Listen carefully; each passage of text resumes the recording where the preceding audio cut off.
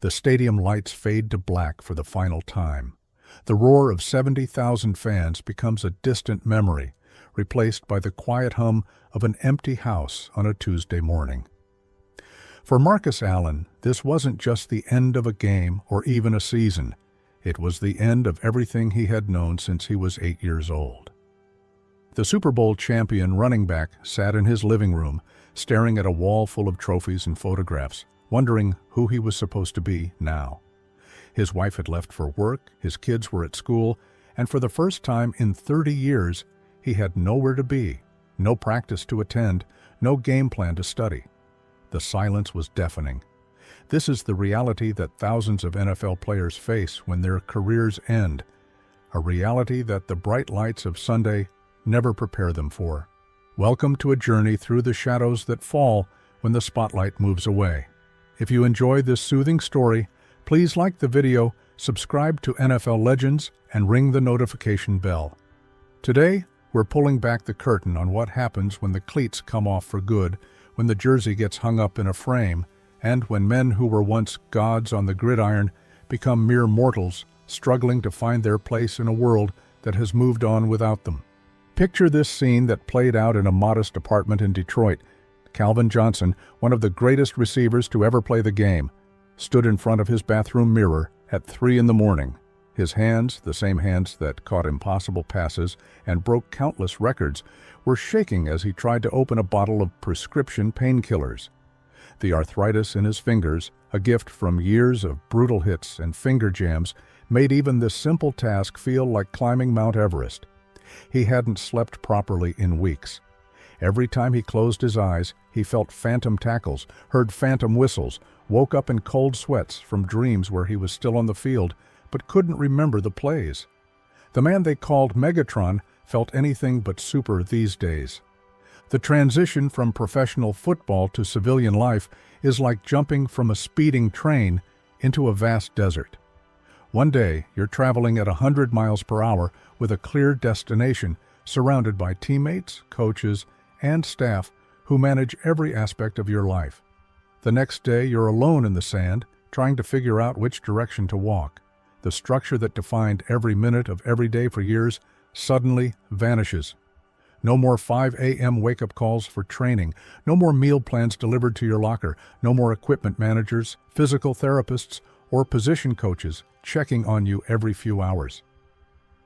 Junior Seau's story haunts the halls of every NFL facility, though few speak about it openly. Here was a man who played linebacker like a warrior poet, bringing both violence and grace to every snap. He was beloved by teammates, adored by fans, and respected by opponents. Yet in retirement, he found himself adrift in an ocean of confusion and pain. His restaurants struggled, his relationships crumbled. The headaches that started as minor annoyances during his playing days became crushing waves of agony that no amount of medication could ease. Friends noticed he would sometimes stop mid-sentence, forgetting what he was saying, staring into space as if searching for words that had abandoned him. The financial struggles hit harder than any linebacker ever could. Take Warren Sapp, a Hall of Fame defensive tackle who earned over $40 million during his career. By 2012, just 5 years after retirement, he was filing for bankruptcy, owing more than $6 million to creditors while having less than $7 million in assets. His Super Bowl rings, his championship memorabilia, all of it had to be cataloged and valued for potential auction. The man who once dominated offensive lines couldn't dominate his own spending habits. The lifestyle that seemed sustainable with game checks rolling in became a prison of obligations when the income stopped, but the expenses didn't. Bernie Kosar tells a similar tale, though his fall was perhaps even more dramatic. The former Browns quarterback, who led Cleveland through some of its most memorable seasons, found himself in bankruptcy court. His fortune of $60 million somehow evaporated into debt and bad investments. Restaurant ventures failed. Real estate deals went south. Business partners who seemed trustworthy when the money was flowing disappeared when the wells ran dry. Kosar would later admit that he trusted too easily, signed documents without reading them carefully, believed that the same instincts that helped him read defenses would help him read business proposals. He was wrong. The body keeps score in ways that bank accounts never could.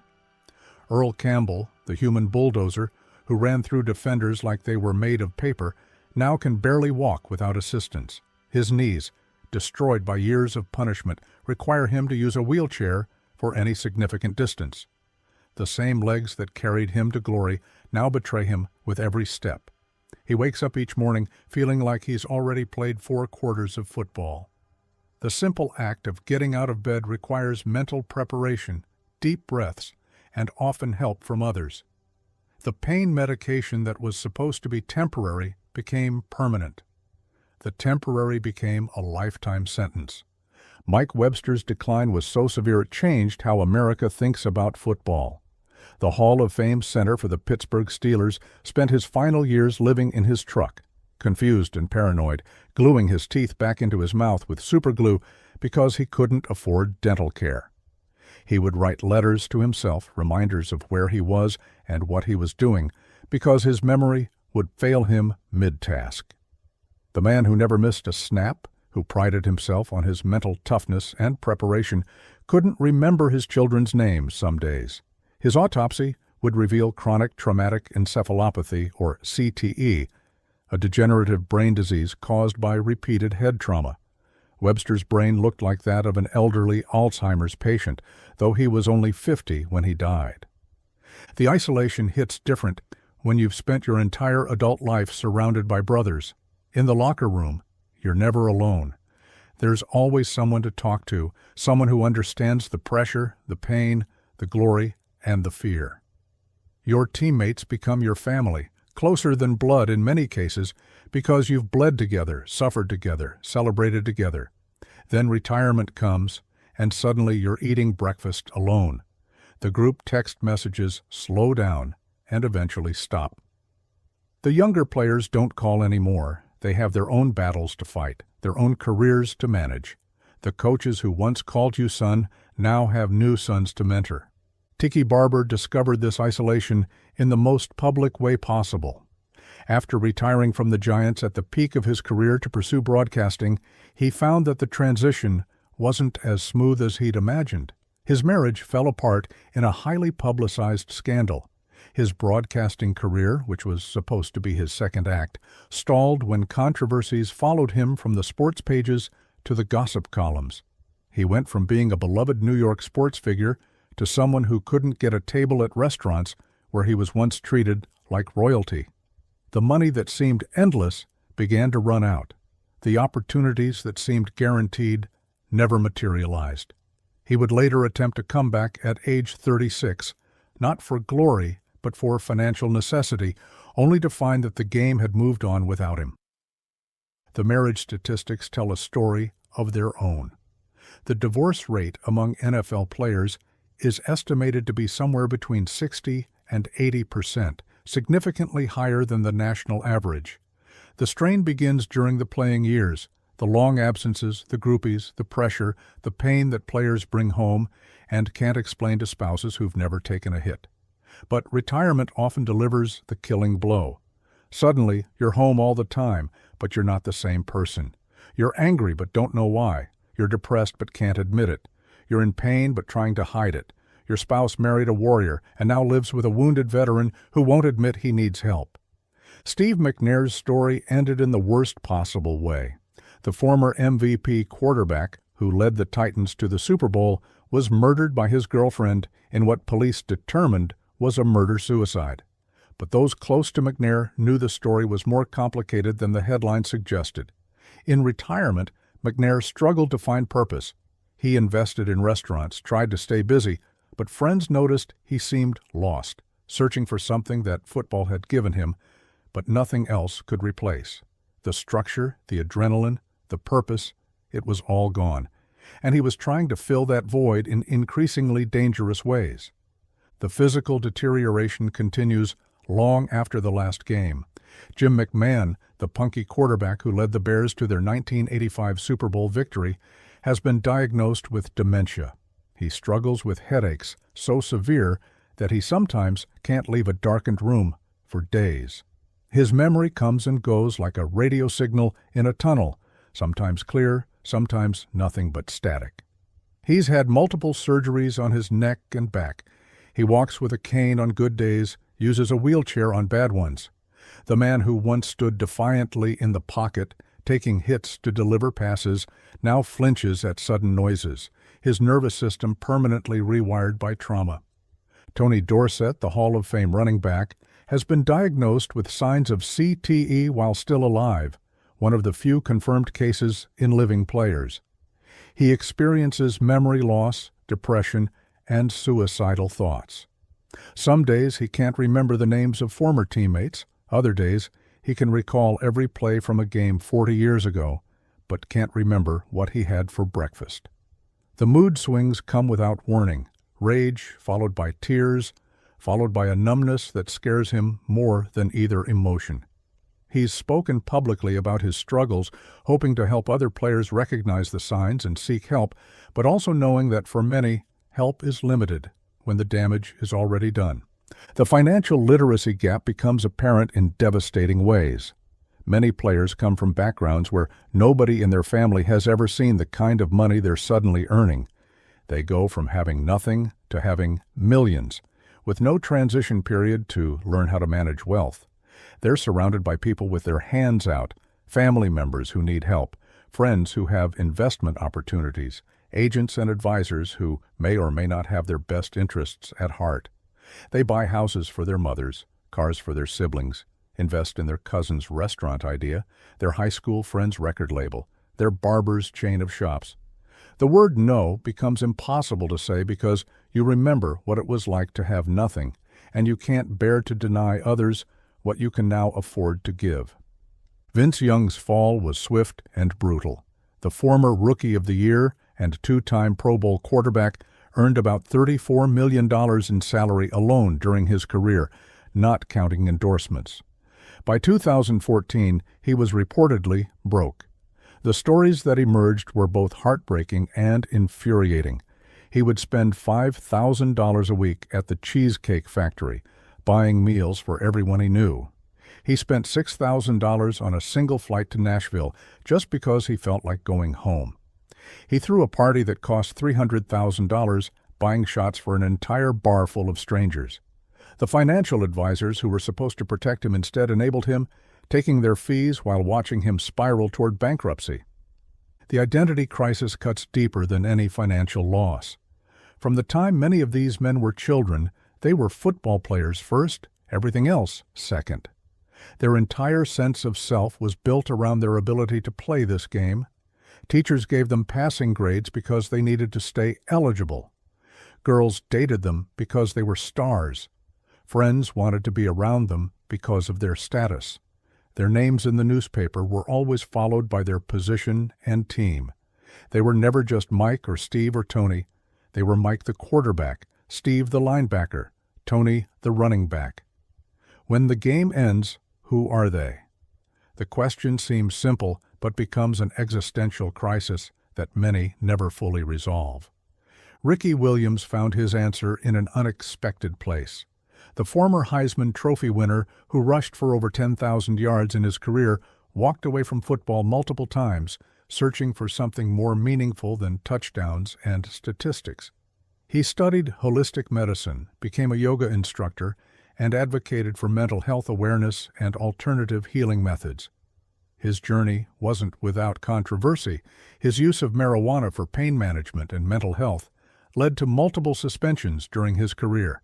But in retirement, he's found peace in helping others heal, using his platform to discuss the importance of mental health in ways that would have been unthinkable during his playing days. The sleep disorders plague almost every retired player. Years of adrenaline highs followed by crushing lows have rewired their nervous systems. They can't fall asleep without medication. When they do sleep, it's interrupted by pain, by nightmares, by sleep apnea, caused by the weight they still carry or the damage to their airways. Many turn to alcohol to quiet their minds, to Ambien to knock themselves out, to a cocktail of substances that would alarm any doctor who saw the full picture. But they rarely let any single doctor see the full picture. They compartmentalize their care like they once compartmentalized their pain, showing each specialist only what that specialist needs to see, hiding the full scope of their suffering. Lawrence Taylor, perhaps the greatest defensive player in NFL history, has been open about his struggles with addiction that began during his playing career and continued long after. The cocaine that helped him feel invincible on Sundays became the demon that haunted him on Wednesdays. In retirement, without the structure of the season and the natural high of game day, the addiction only intensified. Multiple arrests, multiple rehab attempts, multiple relapses. His post-career life became a cycle of recovery and relapse that he's still fighting decades after his last game. The suicide rate among NFL retirees is alarming. Dave Duerson, the former Bears safety, shot himself in the chest, specifically preserving his brain so it could be studied for CTE. His suicide note requested that his brain be examined, knowing that something was wrong but needing science to prove what he felt every day. Andre Waters, the hard-hitting Eagles safety, shot himself at age 44 after years of depression and memory loss. Jovan Belcher murdered his girlfriend before driving to the Chiefs facility and shooting himself in front of his coach and general manager. Each story is unique in its details, but similar in its trajectory: pain, confusion, desperation, and a final, irreversible decision. The attempts to find new purpose take many forms. Some players try coaching, hoping to stay close to the game that defined them, but coaching requires a different skill set than playing. The ability to perform doesn't automatically translate to the ability to teach. Many wash out quickly, frustrated by players who don't have their natural ability or work ethic. Others can't handle being on the sideline, so close to the action, but unable to participate. The adrenaline isn't the same. The glory is reflected, not direct. It's like being a ghost at your own funeral, watching others live the life you once had. Broadcasting seems like a natural transition. You know the game, you can explain it to others. But television is a brutal business that cares nothing for your Hall of Fame credentials. Can you speak clearly? Can you think quickly? Can you criticize former teammates and current players honestly? Can you sit in a studio while your body screams at you to move, to run, to hit something? Can you watch others play the game you love while knowing you'll never play it again? For every Tony Romo who successfully transitions to the booth, there are dozens who try and fail, adding another failure to their post-career resume. Business ventures become minefields of hope and disappointment. Mark Brunell, the former Jaguars quarterback, who earned over $50 million in his career, lost it all in real estate investments that went bad when the market crashed. He owned 9 properties in Michigan that became worthless almost overnight. His championship pedigree couldn't save him from market forces he didn't understand. The same confidence that let him throw into tight coverage led him to make risky investments without fully understanding the downside. By the time he realized his mistakes, it was too late. The money was gone, the properties were underwater, and he was starting over at 40. The healthcare battles begin immediately upon retirement. The NFL provides 5 years of health insurance after retirement, but for men whose bodies have been destroyed by decades of collision, 5 years is nothing. After that, they're on their own, trying to find insurance companies willing to cover bodies that are essentially pre-existing conditions from head to toe. Many can't afford the premiums. Others can afford them, but can't afford the deductibles and copays for the constant medical care they need. They choose between pain medication and mortgage payments, between surgery and their children's college funds. Joe DeLamielleure, a Hall of Fame guard, has had 39 surgeries since retiring. His medical bills have exceeded his pension many times over. He wakes up every morning feeling like he's been in a car accident. His wife has to help him out of bed. He can't play with his grandchildren the way he wants to because his body won't allow it. The Hall of Fame honor that was supposed to be the crown jewel of his career feels hollow when he can barely walk to the podium to accept awards or make appearances. The pension system itself becomes a source of frustration and conflict. Players who retired before the big money era receive a fraction of what current retirees get. Men who built the league, who played when safety equipment was primitive and medical knowledge was limited, receive less than players who played in safer conditions for far more money. The pension increases that current players negotiate rarely apply retroactively. So you have Hall of Famers, legends of the game, living on a few $1,000s a month while watching current players sign contracts worth hundreds of millions. The racial dynamics add another layer of complexity to retirement struggles. The majority of NFL players are black, coming from communities where they're expected to lift up not just immediate family, but extended networks of relatives and friends. The pressure to give back, to pay it forward, to never forget where you came from, becomes overwhelming when combined with the shortened earning window and lack of financial education. The same communities that celebrated them as heroes when they made it to the NFL have little understanding of the toll the game takes or the challenges of life after football. Clinton Portis, the former Washington running back, was part of a fraud scheme that defrauded the NFL's health reimbursement account. Along with other former players, he submitted false claims for medical equipment that was never purchased. The scheme netted hundreds of thousands of dollars before being discovered. Portis, who earned over $43 million in his career, was sentenced to prison. The question everyone asked was why? Why would someone who earned so much risk everything for relatively small amounts? The answer lies in the desperation that comes when the money runs out but the bills keep coming, when pride prevents you from admitting you need help, when the criminal seems like the only option left. The medication dependencies develop slowly, then all at once. It starts with team doctors giving you something to get through the game, then something to get through the week, then something to get through the off-season surgery, then something to get through the recovery. Before you know it, you can't function without pills. When the team doctors stop prescribing, you find other doctors. When those doctors cut you off, you find other sources. The same toughness that allowed you to play through injuries now prevents you from admitting you have a problem. Brett Favre's addiction to Vicodin became public knowledge, but his story is far from unique. He was taking up to 15 pills a day at his worst, chasing the numbness that would let him forget, even temporarily, the punishment his body had absorbed. The withdrawal was brutal: seizures, hallucinations, the feeling that his skin was crawling with insects. But even after getting clean, the pain remained. The pills had masked it, not cured it.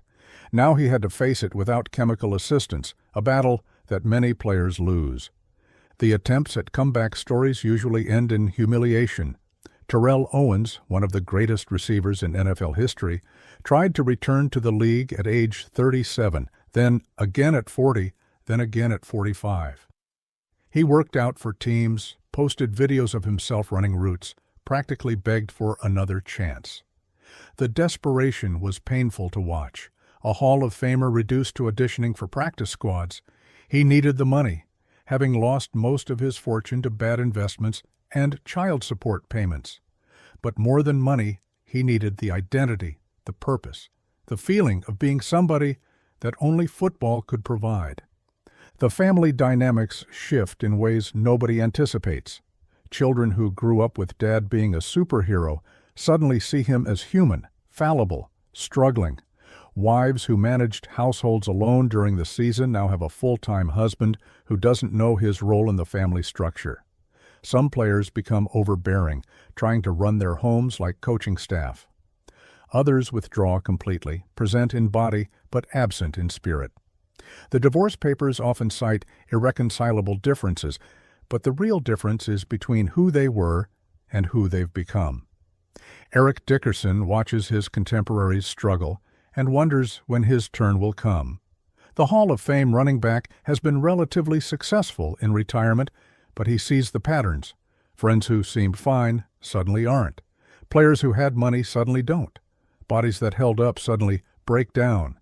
He describes it as waiting for a bomb to go off, knowing it's coming but not knowing when. The anxiety itself becomes a health issue, the stress of waiting for the inevitable decline accelerating the decline itself. The community resources are limited and often come with shame attached. The NFL has programs for struggling former players, but accessing them requires admitting you need help, something that men train their entire lives to be warriors struggle to do. The application processes are complex. The eligibility requirements are strict. The benefits, when they come, are often insufficient for the level of need. A few $1,000s for someone facing hundreds of thousands in medical bills is like throwing a cup of water on a house fire. Darryl Stingley's story represents the worst-case scenario that every player fears. Paralyzed from the neck down by a hit during a preseason game, he spent the rest of his life in a wheelchair, dependent on others for everything. The NFL provided some support, but not enough to cover the 24-hour care he needed. His settlement from the league was consumed by medical bills within years. He died at age 55, his body finally giving up after decades of struggle. His story is extreme, but every player knows they're one hit away from being the next Darryl Stingley. The psychological services available are improving, but still inadequate. Many players come from cultures where therapy is seen as weakness, where mental health is not discussed. They've been taught to tough it out, to play through pain, to never show vulnerability. Asking them to suddenly open up to a therapist about their feelings is like asking them to play football with different rules. Some try and give up quickly, others never try at all, self-medicating with alcohol, drugs, or increasingly risky behavior. Ryan Leaf's spectacular flameout became a cautionary tale, but his recovery offers hope. The former second overall pick, whose career imploded due to poor performance and worse behavior, spent time in prison for burglary and drug charges. He lost everything: his money, his freedom, his reputation. But in recovery, he found purpose in helping others avoid his mistakes. He speaks at colleges, works with current players, shares his story without sugarcoating his failures. His message is simple but powerful. The fall doesn't have to be fatal if you're willing to ask for help. The technology of the game has evolved to make it safer, but for players who retired before these advances, the damage is done. They played with leather helmets or early plastic models that provided minimal protection. They were taught to lead with their heads, to deliver hits that are now illegal. The rules that protect current players didn't exist for them. They were the crash test dummies whose injuries led to the safety improvements that current players benefit from. They paid the price for progress, but don't share in the rewards. Jim Otto, the Raiders center who never missed a game in 15 seasons, has had over 70 surgeries since retiring. He's had his right leg amputated due to infections from repeated knee surgeries. He nearly died from a blood infection. He takes 40 pills a day just to manage his various conditions. Yet he says he would do it all again, that football gave him everything. This contradiction, loving something that destroyed you, is common among retired players. They can't separate the glory from the pain, the brotherhood from the betrayal of their own bodies. The social media age adds a new dimension to retirement struggles. Former players watch highlights of their careers on YouTube, reading comments from fans who either worship them or mock them. They see current players making more in 1 year than they made in entire careers. They're tagged in photos from their playing days, forced to confront younger, healthier versions of themselves. Some become addicted to the nostalgia, spending hours reliving past glories. Others can't bear to look, deleting social media entirely to avoid the painful reminders. Marshall Faulk transitioned successfully to broadcasting, but speaks honestly about the void that nothing can fill. The Hall of Fame running back describes retirement as a death and rebirth, but one where you're conscious for the entire process. You watch yourself die as a player and have to somehow create a new person from the ashes. Some players never complete the transformation. They remain stuck in the death phase, unable to let go of who they were, unable to become who they need to be. The concussion settlements have provided some relief, but come with their own complications. Players must prove their cognitive decline is related to football, a difficult task when the symptoms might not appear until years after retirement. The testing is extensive and often humiliating. Grown men unable to remember simple words, unable to draw clocks, unable to recall what they had for breakfast. The money, when it comes, can't restore what's been lost. It can pay for care, but it can't bring back memories, clarity, or peace of mind. Antoine Randall El made headlines when he said he wished he'd never played football, that he would choose baseball if he could do it over. The former receiver can't walk downstairs without holding the railing. His memory is spotty. His body aches constantly. He watches his children play sports and prays they'll choose something other than football. His honesty sparked debate, but also opened doors for other players to share similar feelings. The code of silence around regret was broken, at least partially. The geographic displacement adds to the isolation. Players spend their careers moving from city to city, following contracts and opportunities. When they retire, where is home? The city where they played their best years, their college town, their childhood neighborhood that may no longer exist as they remember it? Many bounce from place to place, unable to settle, feeling like strangers everywhere they go. The teammates they bonded with are scattered across the country. The fans who cheered them have moved on to new heroes. William Perry, the beloved refrigerator, has battled weight and alcohol issues since retirement. Once a cultural phenomenon, he now lives quietly, his body breaking down from years of carrying excessive weight that made him famous but destroyed his joints. He's been hospitalized multiple times. He can barely walk. The jovial personality that endeared him to fans masks deep depression and physical suffering. The nickname that made him famous now feels like a curse, reducing him to a novelty act, rather than recognizing him as a skilled player who sacrificed his body for entertainment. The exploitation continues even in retirement.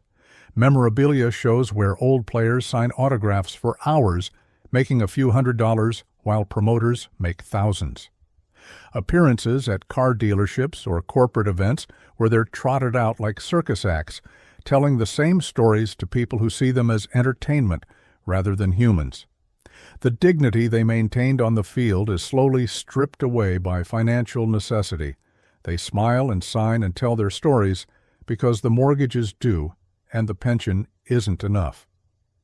Deacon Jones, the legendary defensive end who coined the term sack, spent his final years fighting for health care benefits and recognition for players of his era. Despite revolutionizing the game, he struggled financially and physically. He needed a knee replacement he couldn't afford. He fought the NFL for benefits, arguing that players of his generation deserved better. He died at 74, his body ravaged by the game he helped define. His widow continues his fight, advocating for retired players who gave everything and received so little in return. The younger retirees face different but equally challenging issues. They retired in the social media age where their failures are public, their struggles documented in real time. They made more money but had more expensive lifestyles to maintain. They have longer life expectancies but also longer periods of decline to endure. The CTE awareness that might have saved them came too late. They already have the damage. Now they just know what to call it. Andrew Luck shocked the football world by retiring at 29, walking away from hundreds of millions of dollars because the physical and mental toll wasn't worth it. His decision was both praised and criticized. Some called him smart for prioritizing his health. Others called him soft for quitting. But his choice highlighted a growing awareness among players that the glory might not be worth the cost, that there might be life worth living beyond football if you leave before football takes everything from you. The rehabilitation industry has grown around retired players' needs, but it's often predatory. Clinics promising miracle cures for CTE, stem cell treatments in foreign countries with dubious credentials, experimental procedures that cost fortunes and deliver little. Desperate players spend their last dollars chasing hope, believing that somewhere there's a cure for what football did to them. They become victims twice, first of the game, then of those who profit from their desperation. Keith McCants died at 53, his body found in his Florida home after years of struggles with drugs and pain. The former 4th overall pick never lived up to expectations on the field, but his real battle began after football. Multiple arrests, multiple rehab attempts, multiple failed comebacks, his story reads like so many others. The details change, but the trajectory remains the same: promise, disappointment, struggle, tragedy. The peer support networks that develop organically become lifelines. Former players checking on each other, understanding without explanation what each is going through. They share doctors who understand football injuries. They share lawyers who specialize in disability claims. They share therapists who don't judge. They share their pills when someone runs out before their refill. They attend each other's funerals in increasing numbers, each ceremony a reminder of their own mortality. The documentary films and news investigations have brought attention to the crisis, but attention doesn't equal solution. The public watches, expresses sympathy, then changes the channel to watch the next game. The current players see the warnings but believe it won't happen to them. They're different, they're smarter, they're more prepared. The league makes incremental changes but protects its bottom line. The cycle continues with each new generation of players trading their bodies and minds for temporary glory and finite wealth. Garrison Hearst speaks openly about his financial struggles despite earning over $20 million in his career. Bad investments, divorce, trusting the wrong people. The story is familiar, but the pain is personal. He works construction now, his body, that once danced through defenses, now aching after 8 hours of manual labor. He's not bitter, he says, just realistic. Football gave him opportunities, but also took things he'll never get back. The balance sheet of his career is complicated, with gains and losses that can't be measured in dollars alone. The rehabilitation centers specifically for NFL players offer some hope, places where men can be vulnerable among peers who understand, where the staff knows that the 6'4", 300-pound man crying in group therapy was once someone who struck fear in opponents, where the treatment plans account for bodies that have been through wars most people can't imagine. But the beds are limited, the waiting lists are long, and the insurance battles are constant. Terry Bradshaw has been public about his struggles with depression, using his platform to reduce stigma around mental health. The 4-time Super Bowl champion admits there were days he couldn't get out of bed, when the darkness was so complete he couldn't see a way forward. Medication helped, therapy helped, but the battle continues. His willingness to speak openly has encouraged others to seek help, but for every player who speaks up, dozens suffer in silence. The second career attempts often highlight how unprepared players are for the regular workforce. They have degrees that were often gifts from athletic-friendly professors. They have no real work experience outside football. They're starting careers at 35 that others started at 22. They're competing with people who have 15 years of experience in fields they're just discovering. The humiliation of being rejected for jobs, of being the oldest intern, of starting at the bottom when you were once at the top, drives many back to the only thing they know, trying to squeeze one more year out of football. Dave Pear played only 4 years in the NFL, but has needed over a dozen surgeries since retiring. He can't work due to his injuries. He lost his home. He lives on disability payments that barely cover his medical expenses. He's become an activist for retired players, but activism doesn't pay bills. He writes letters to the NFL, to Congress, to anyone who will listen, describing the reality of life after football for players who didn't make millions, who played before the big television contracts, who sacrificed everything for a game that discarded them. The role of race in retirement struggles can't be ignored. Black players often face additional challenges in finding post-career opportunities. The coaching and front office positions predominantly go to white former players. The broadcasting jobs often require a type of polish that comes from educational and social opportunities many black players didn't have. The business connections that lead to successful second careers are often made in country clubs and social circles where black players aren't welcome. The systemic inequalities that exist in society are magnified in the aftermath of football careers. Bryant Young transitioned successfully but carries survivor's guilt watching his contemporaries struggle. The Hall of Fame defensive tackle wonders why he's okay when so many aren't. He has his health, his money, his family intact. He mentors younger players, warning them about the pitfalls, but knows most won't listen until it's too late. The invincibility that makes someone a great football player also makes them believe they're immune to the fate that befalls others. The chronic pain management becomes a full-time job. Doctor appointments, physical therapy, medication schedules, insurance paperwork. It consumes days, weeks, months. Some players spend more time in medical facilities as retirees than they did as active players. The treatments that might help are often experimental, not covered by insurance. The treatments that insurance covers often don't help. The players become experts in their own suffering, knowing more about their conditions than many of the doctors treating them. Greg Lloyd was known as one of the most feared linebackers of his era, but fear doesn't pay bills in retirement.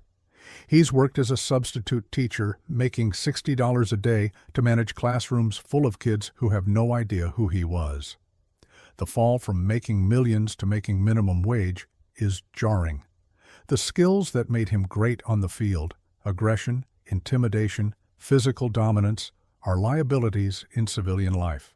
He's had to learn new ways to exist in a world that doesn't reward the attributes football cultivated. The family histories of abuse and trauma that many players carry become harder to suppress in retirement. Football provided an outlet for anger, a channel for aggression, a way to hit without consequences. Without that outlet, the underlying issues surface. Domestic violence rates among retired players are concerning. Child abuse, substance abuse, self-abuse. The violence that was celebrated on Sunday doesn't simply disappear on Monday. It finds new targets, often the people closest to the former player. Jevon Kears, once known as the Freak for his incredible athletic ability, lost his fortune through a combination of bad investments, child support payments, and excessive spending. He filed for bankruptcy, owing more than $9 million. His story includes foreclosed homes, repossessed cars, and the humiliation of having his failures publicized. He's attempted comebacks in various forms: coaching, broadcasting, business ventures. But nothing has recaptured the success or income of his playing days. The medical marijuana debate has become central to retirement healthcare discussions. Players who once faced suspension for using cannabis now see it as their only hope for managing pain without opioids. Some have become advocates, risking their reputations to push for access to a treatment that helps them function. Others use it quietly, illegally in states where it's not permitted, choosing to break the law rather than live in agony or risk opioid addiction. Eugene Robinson's post-career success in broadcasting doesn't erase the physical toll. He speaks eloquently about football on television, but off-camera he struggles with memory issues, chronic pain, and the fear that his cognitive abilities are declining. He watches tape of his analysis from years ago, comparing it to now, looking for signs of deterioration. The paranoia that comes with knowing about CTE makes every forgotten name, every missed appointment, every moment of confusion feel like the beginning of the end. He continues working partly because he needs the money, partly because he needs the purpose, but mostly because he's terrified of what retirement might reveal about his mental state. The sleep studies reveal the extent of the damage. Former players show brainwave patterns similar to trauma victims. Their bodies remain in constant fight-or-flight mode, unable to achieve deep, restorative sleep.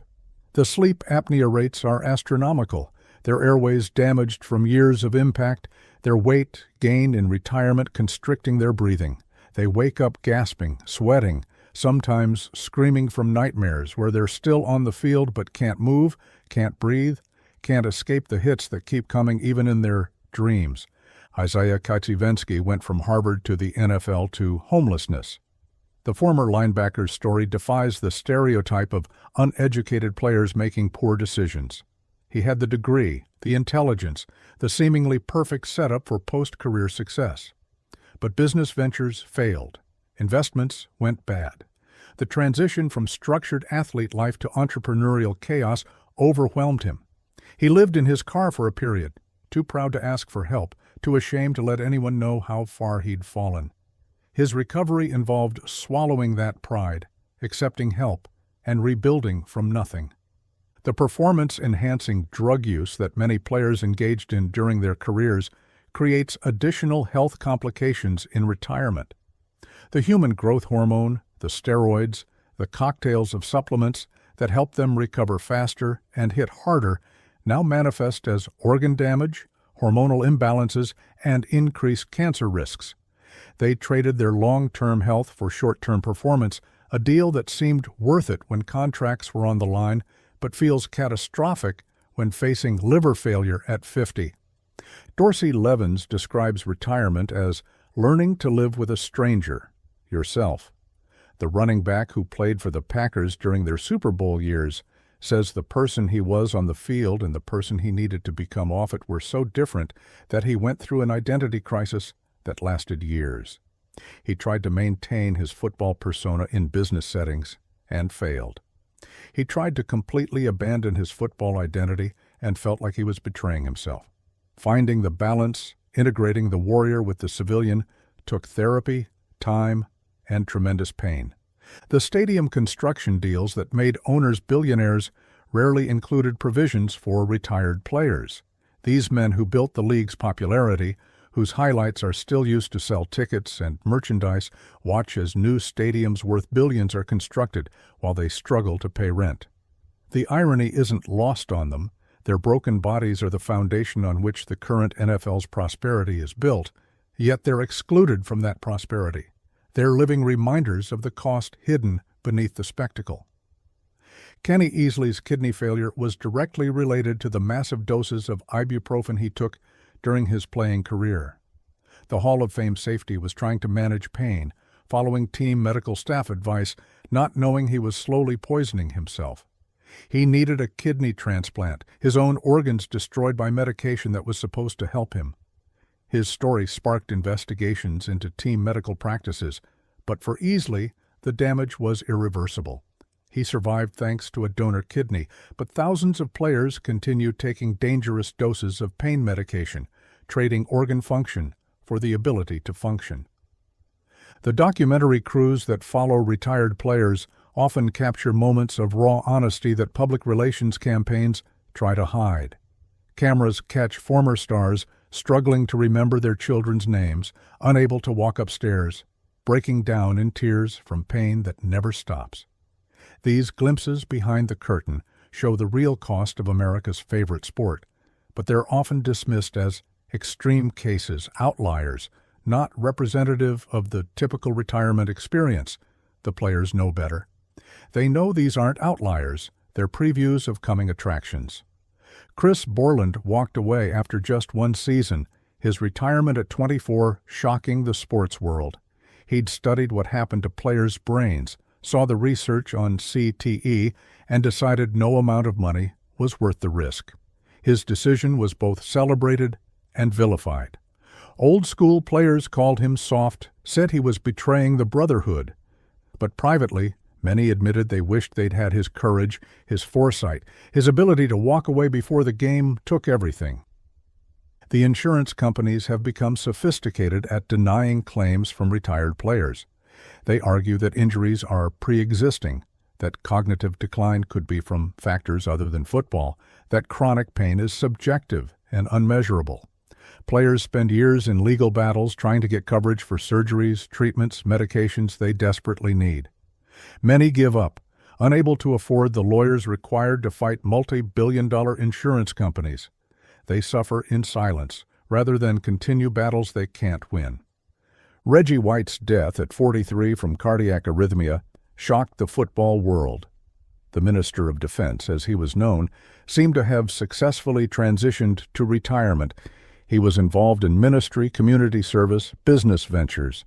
But his body, stressed from years of football and possibly performance-enhancing drugs, gave out without warning. His widow later revealed the cognitive and physical struggles he'd hidden from public view, the private pain behind the public success. The generational trauma extends to players' children. They grow up with fathers who are present but absent, physically there but mentally elsewhere, consumed by pain and regret. Some children of former players report feeling like they're competing with football for their father's attention even years after retirement. The game is gone, but its ghost remains, haunting family dinners, vacation attempts, every moment that should be about the present, but gets pulled back to the past. Larry Johnson tweets from a place of pain and paranoia that concerns everyone who knew him as a player.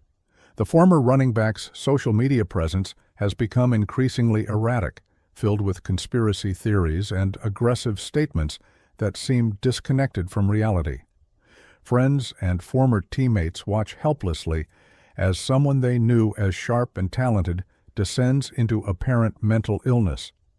The connection to CTE seems obvious, but remains unproven, another data point in the growing evidence of football's long-term neurological impact. The attempts at class action lawsuits reveal the depth of the crisis. Thousands of former players joining together, their individual struggles becoming collective action. But the legal system moves slowly, and many players die before seeing resolution. The settlements, when they come, are divided among so many that individual payments barely make a dent in accumulated medical bills. The lawyers take their percentages. The NFL admits no wrongdoing. The cycle continues. Tim Green, diagnosed with ALS, wonders if football caused his condition. The former defensive end turned lawyer and author can no longer speak, communicating through eye-tracking technology. His body, once powerful enough to overpower offensive linemen, is now imprisoned by a disease that's stealing his abilities one by one.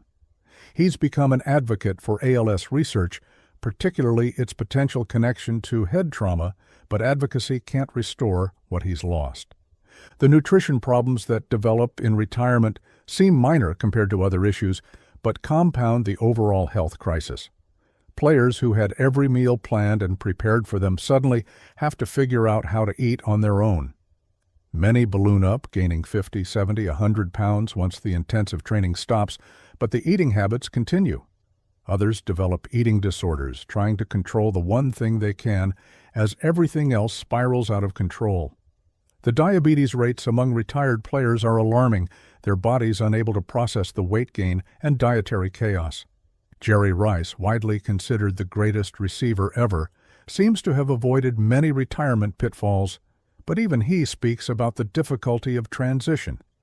The work ethic that made him great on the field became almost pathological off it. He couldn't stop training, couldn't accept that his body was aging, couldn't find anything that gave him the same satisfaction as football. He tried comeback after comeback, unable to accept that it was over.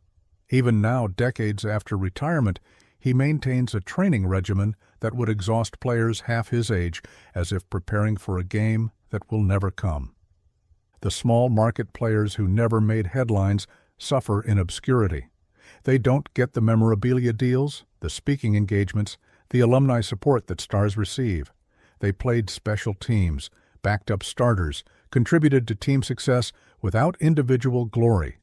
In retirement, they're forgotten, their struggles invisible, their contributions minimized. They're the majority of retired players. But their stories rarely get told. They file for disability in silence, struggle with pain anonymously, face financial ruin without fanfare. Marcus Dupree's story spans decades of what-ifs and eventual tragedy. The phenomenal running back who was supposed to revolutionize the game saw his career derailed by injuries before it really began. He tried comebacks, arena football, anything to recapture the promise of his youth. He ended up involved in fraud, embezzling hundreds of thousands from a federal program meant to help disadvantaged workers. The Golden Boy became a federal defendant, another cautionary tale of promise unfulfilled and desperate measures taken when legal options run out. The medication cocktails become increasingly complex and dangerous. Players mix opioids for pain, benzodiazepines for anxiety, stimulants for energy, sleep aids for rest, antidepressants for mood, anti-inflammatories for swelling. Each doctor prescribes without knowing what the others have prescribed. The interactions can be deadly, but the alternative, facing reality unmedicated, seems worse. They become amateur pharmacists, adjusting dosages based on how they feel, playing Russian roulette with drug combinations that would alarm any medical professional. Kevin Turner died at 46 from ALS, but not before becoming a powerful advocate for retired players. The former fullback spent his final years fighting for better benefits, more research, greater awareness of football's risks. He testified before Congress using a computer voice because he could no longer speak. His death was slow and public, each decline documented, each loss of function a reminder of football's potential cost. His father continues his advocacy, turning grief into action, though nothing can bring his son back. The financial advisors who prey on players have become increasingly sophisticated. They don't just steal money outright, that would be too obvious. Instead, they charge excessive fees, put players in unsuitable investments that generate commissions, create complex financial structures that hide their theft until it's too late. By the time players realize they've been scammed, the money is gone, the advisors have moved on to new victims, and the legal remedies are limited and expensive. Dan Marino's successful business career stands in contrast to many contemporaries, but even he acknowledges the challenges. The Hall of Fame quarterback had advantages others didn't: name recognition, business connections, a mind that could process information quickly. But he still describes the transition as one of the hardest things he's ever done. Learning new languages of business, understanding that celebrity doesn't equal competence, accepting that success on the field doesn't guarantee success in boardrooms. His achievements came through failures others never hear about. The chronic traumatic encephalopathy findings continue to mount. Brain after brain showing the telltale tau protein deposits. Players who seemed fine suddenly aren't. Families donating brains to science, hoping to contribute to understanding even as they grieve. The research is clear, but the implications are devastating. Football, as currently played, causes brain damage. The only questions are how much, how quickly, and what can be done for those already affected. Bart Scott coined the phrase "can't wait" during his playing days, but retirement has been anything but exciting. The linebacker has been open about his struggles with memory, with mood, with finding purpose after football. He works in broadcasting but wonders how long his mind will allow him to continue. He watches tape of himself from years ago, not just to prepare for broadcasts, but to remember who he was, to hold on to memories that feel increasingly fragile. The alternative medicine practitioners offer hope, where traditional medicine offers only management. Hyperbaric chambers, stem cell treatments, exotic supplements, meditation retreats. Players spend fortunes chasing cures that may or may not exist. Some find relief, others find only empty bank accounts. The desperation makes them vulnerable to anyone offering hope, whether legitimate or charlatan. They become test subjects for treatments that haven't been properly studied, risking what health they have left on the promise of improvement. Tony Gonzalez planned his retirement meticulously, but still struggled with the transition. The Hall of Fame tight end had broadcasting opportunities lined up, business ventures prepared, family support in place. Yet he describes the first year as the hardest of his life. The identity crisis hit despite all his preparation. The physical withdrawal from the adrenaline of game day left him depressed and anxious. He succeeded in his transition, but emphasizes that success is relative. He's functional, not fully healed. The retirement ceremonies become bittersweet moments. Jersey retirements where players can barely walk to center field. Hall of Fame inductions where speeches are slurred from cognitive decline. Ring of Honor celebrations where honorees need help climbing the stairs. The applause is genuine but tinged with sadness from those who know what these moments cost. The glory being celebrated came at a price that's increasingly visible to anyone willing to look. Priest Holmes disappeared from public view after retirement, his struggles with depression and anxiety too severe to maintain his public persona. The running back who once dazzled with his elusiveness now eludes the spotlight entirely. Friends report he's doing better, but define better in relative terms. He's alive, he's fighting, he's trying. The bar for success in retirement has been lowered to simple survival for too many players.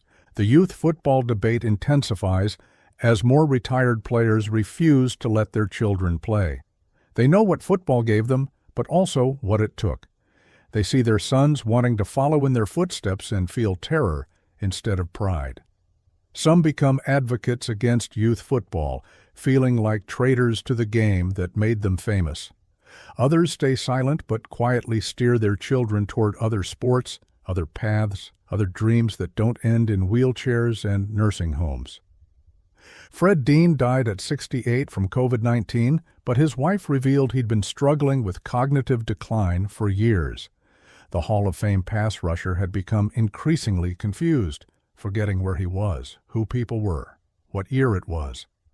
The pandemic took his life, but football had been taking his mind for years. His death was mourned publicly, but privately, his family felt relief that his suffering had ended, a confession that haunts them but reflects a brutal reality many families face. The pension increases that current players negotiate rarely help those who need it most. Players who retired before certain dates, who played before certain collective bargaining agreements, who didn't vest long enough for full benefits, they fall through cracks that seem deliberately designed to exclude them. They watch current players sign contracts worth hundreds of millions while they struggle to afford groceries. The inequality, a constant reminder of how the game has evolved without them. Jamal Lewis went from Super Bowl champion to federal prison. The running back who once rushed for 2,000 yards in a season was caught in a drug conspiracy, trying to make money in ways that football no longer provided. His sentence was light, 4 months, but the fall was complete. From NFL MVP candidate to federal inmate, his story became another cautionary tale. He's rebuilt his life since, but the stigma remains, the glory forever tarnished by desperation-driven decisions. The brain banks that collect former players' brains for research have waiting lists. Players sign up while still alive, wanting their deaths to mean something, to contribute to understanding that might help future generations. The forms they fill out are essentially admissions that something is wrong, that they feel their minds slipping, that they want answers even if those answers come too late to help them. It's a final act of brotherhood, sacrificing even their brains for the greater good. Ray Easterling's suicide at 62 included a note asking for his brain to be studied. The former safety had been diagnosed with depression and insomnia, linked to football-related brain damage. His death became part of the mounting evidence that led to the NFL's concussion settlement.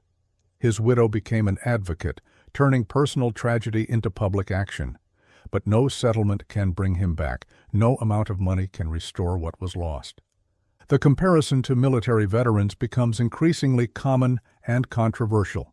Both groups sacrifice their bodies for entertainment or security. Both struggle with transition to civilian life. Both deal with traumatic brain injuries and PTSD. But veterans have the VA system, flawed as it is. Football players have only what the NFL chooses to provide, what their union negotiated, what they can afford on their own. The parallel is imperfect but instructive. Society creates warriors, then struggles to care for them when the wars end. O.J. Simpson's story, extreme as it is, reflects the identity crisis taken to its worst conclusion. The player who was once beloved became infamous, his post-career life a series of increasingly destructive decisions. While his case is unique in its severity, the underlying pattern is familiar. The inability to accept that the glory days are over, the desperate attempts to maintain relevance, the self-destructive behavior that follows when those attempts fail. His story is cautionary, not just for its crimes, but for its trajectory.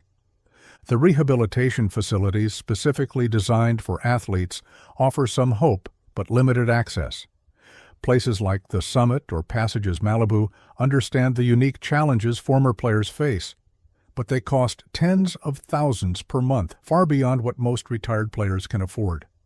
Insurance rarely covers the full cost. The waiting lists are long.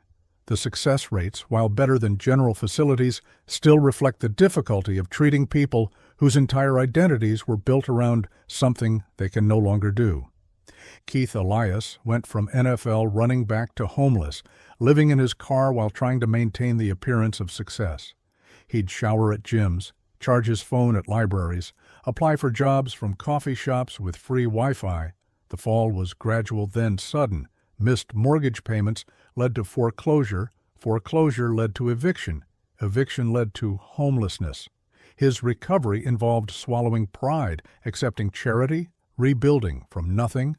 He now works with homeless veterans, understanding their struggles in ways that come only from experience.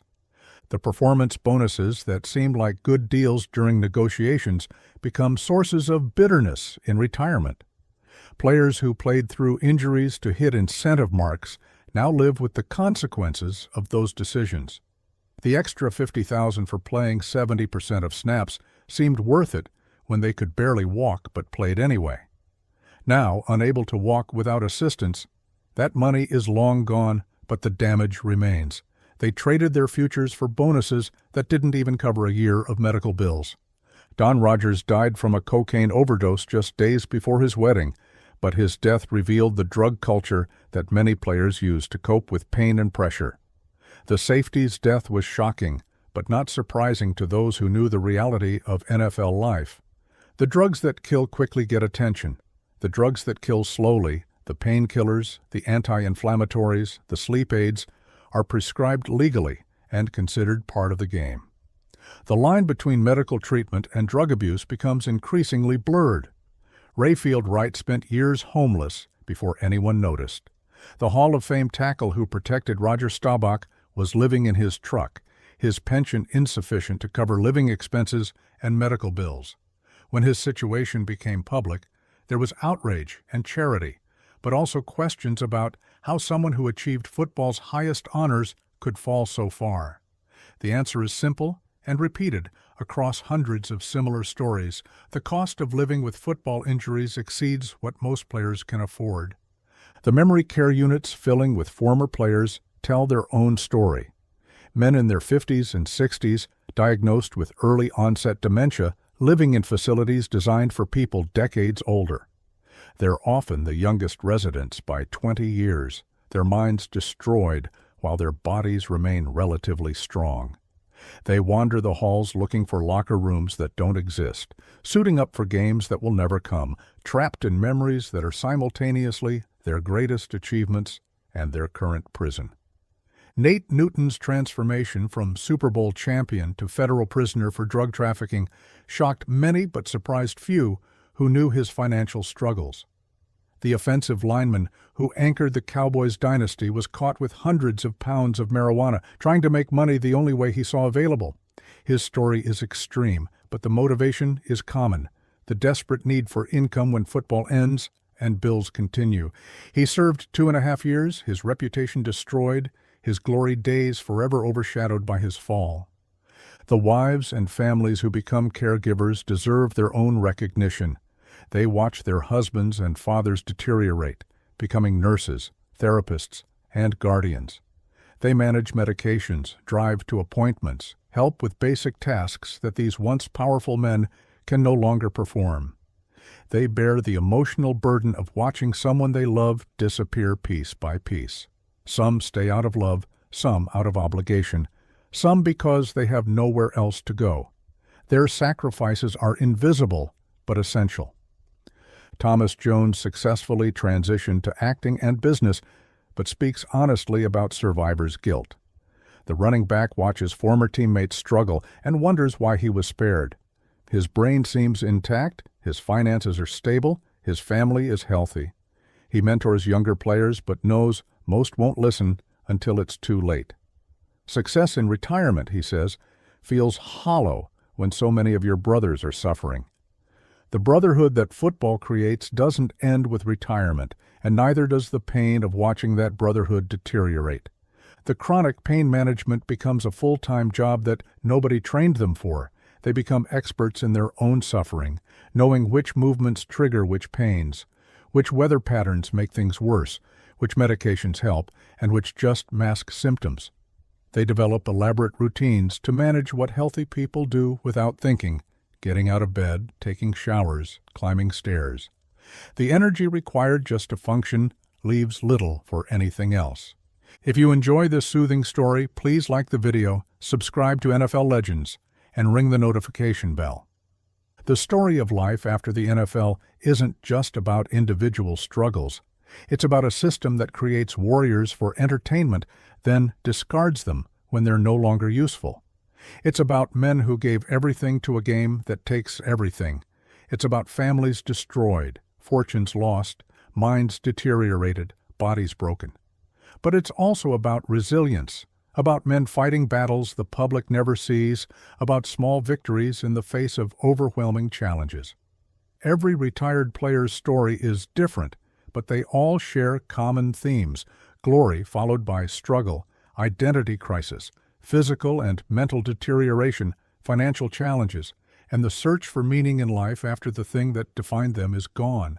The lights may have faded, and the crowds may have moved on, but these men continue their fights not for championships or glory, but for dignity, health, and hope in a life after football that nobody truly prepared them for.